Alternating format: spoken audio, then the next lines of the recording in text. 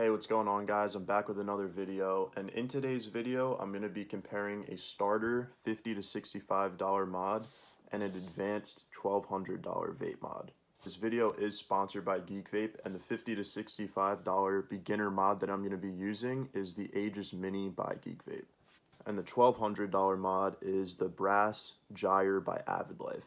There's a bunch of different pieces on this mod, and actually on this mod too. I'm going to be covering both these in depth, so stay tuned.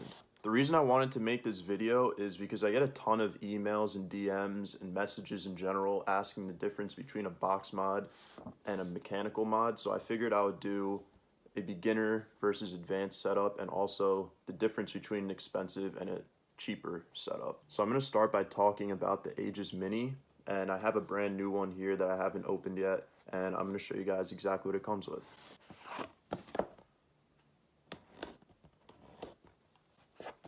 Alright, so when you open it, that's going to be your box right there.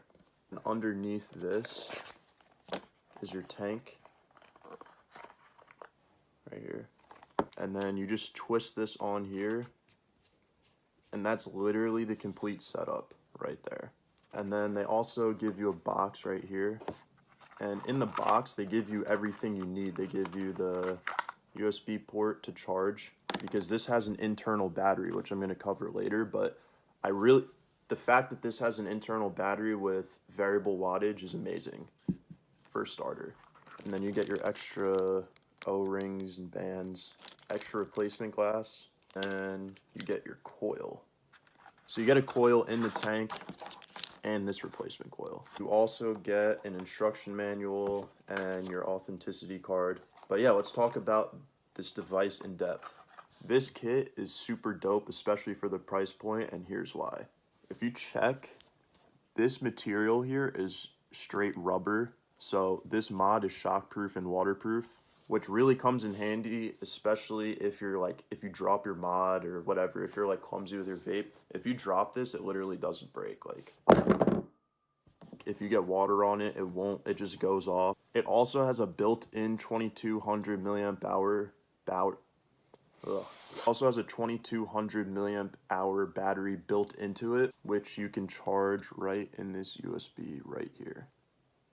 So the good thing about an internal battery on a variable wattage device like this is you don't have to buy batteries and a separate charger, which adds up to around like $40 to $50 usually. So this thing is a built-in 2200 milliamp hour battery, which honestly has lasted me a long time. I took around like 200, 300 hits, and that's when it started to die for me. So that would last me a couple days at least. And the good thing is that this device is chargeable through the USB on the bottom here, which is covered by the rubber, so it makes the whole thing completely waterproof. So I'm going to swap out this device because I haven't primed this coil or set it up yet, and I'm just going to show you guys the screen and all that on this device here that I've set up. So this device is variable wattage up to 80 watts. There's 80, yeah, so it goes 5 to 80 watts. And 80 watts, in my opinion, is pretty much all you need, especially with these mesh coils that are heating up really fast. You really only need like 50 to 80 watts max. The coil they give you, whoa, that was really high. The coil they give you with this tank, I think, is best at 40 watts. And here's how it hits at 40 watts.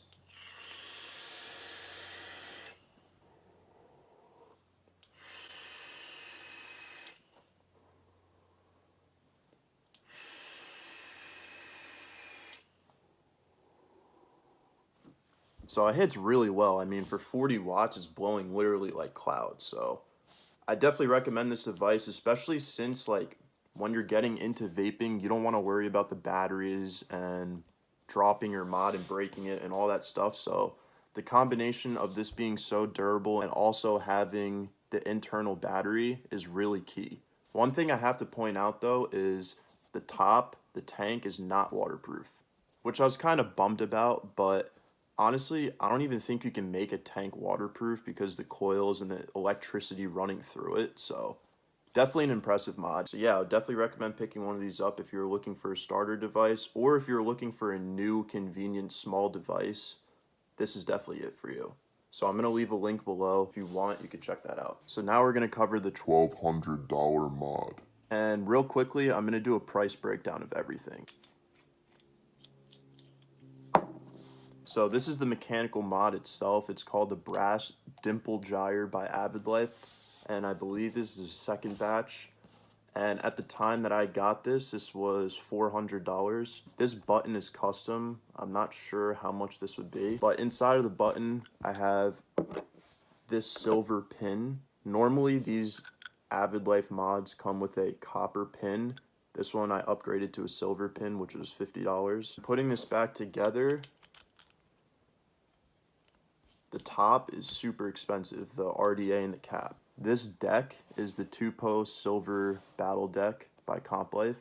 The deck was $105. Then this cap is the Diamond Battle Cap S by Comp Life. And I don't know if you can see these here, but these are 2 diamonds in the eye, 2 white diamonds, and then in the back is 2 black diamonds in the eyes. And then the material of this is coated white rhodium. I believe it's brass underneath, but it's white rhodium on top.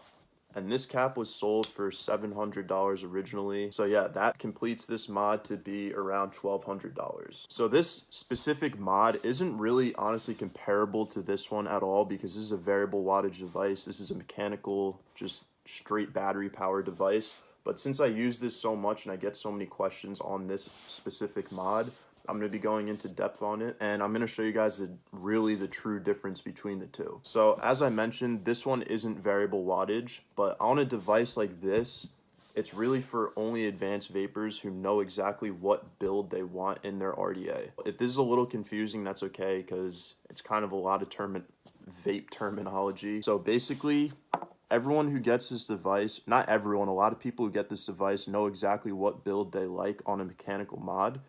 Because mechanical mods, you can't turn the power up or down. It's all dependent on your battery life, the battery you're using, the material of your mod, and the coils in your RDA. So for instance, I always use 4-wrap alien coils. Sometimes I use 5-wrap, but I know the 2 to 3 builds that I always run on a mechanical mod. This type of device is really meant for someone who knows exactly what they want in a build, exactly how they're going to run the mechanical mod, and you have to really know when your voltage and your battery is dropping off. Also, let me point out that these mods take a ton of maintenance. First, since this metal is brass, they also have copper mods, but copper and aluminum, but I prefer brass and copper because they hit harder, but brass and copper tarnishes, just like a penny would, it gets green. Over time, a copper mod or a brass mod will tarnish. Copper tarnishes more than brass, but brass also tarnishes. That's why this mod looks so shiny right now. When they're shined up, they look awesome, but in about 2 or 3 days, if I use this a lot, it'll be back to dull. In a couple days, this will turn into this. And if you don't keep this clean, it kind of gets like a penny kind of smell, so you kind of got to keep this clean all the time. Second off, in the RDA, you got to replace your cotton pretty much daily because of how hot this burns, and you got to replace your coils accordingly. So for me, it's every like 2 weeks to 4 weeks. But for you, depending on what build you're using, it'll depend on the life of the coil. And the third thing is you always have to be aware of what your battery is at. The voltage of your battery on a mechanical mod is extremely important. Normally, a battery's life is from 3.6 volts to 4.2 volts. And for a mechanical mod, you really, in my opinion, you really don't want your battery to go below like 3.8 or 3.9 volts, because that's when it can start to get dangerous. Since this mod is unregulated, if you're running your battery super low voltage and you're running a low resistance coil, your mod can malfunction. But when your battery drops on a mechanical mod, it can get very dangerous. So you always want to be aware of what your voltage is at in your mechanical mod. Another reason this mod is very inconvenient and a lot of work is in public, you have to bring multiple batteries because these batteries die very fast when you're using a mechanical mod. So normally I would bring 2 to 3 extra batteries. Then you got to bring your juice to drip on your atomizer. And you got to constantly be re-dripping your cotton because when you get a dry hit, it's disgusting. But let me show you the performance of this mod since I haven't even hit it yet.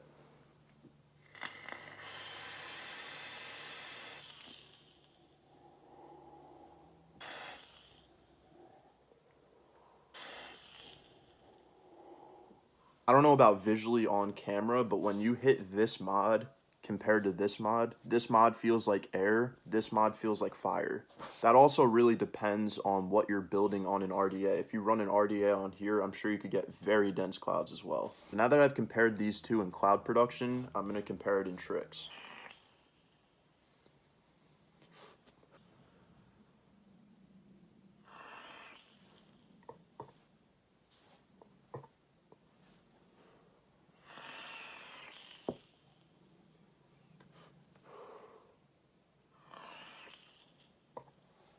And now I'm going to be tricking with the Aegis Mini.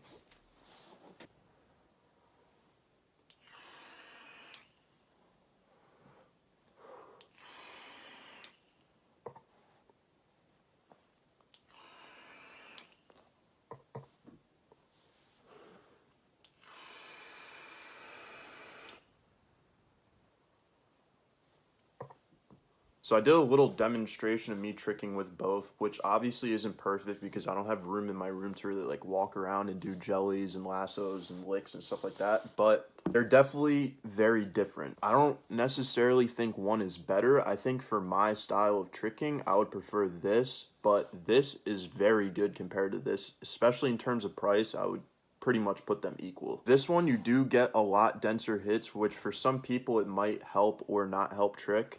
And this one, you get, it's weird, you like get a big cloud, but it doesn't feel like you're taking a hit. So honestly, they both have their strengths. I would say this one you can get bigger O's and more dense clouds, but besides the bigger O's and more dense tricks, I would say they're pretty equal in terms of tricking. So overall, I would say an AV or an advanced mechanical mod is really for a small group of people. I don't think it's for everyone. And these high-end mechanical mods are definitely not for a beginner or a new vapor. And I don't think any new vapors should ever get a mechanical mod for their first or even second or third device. I think it should be way later down the line if you're going to get one. So that's pretty much going to wrap up the video, and based off of all of that, which mod do you think is more functional and a better price for what you get? Leave a comment below. I'm going to hit both of these at the same time right now because I'm weird.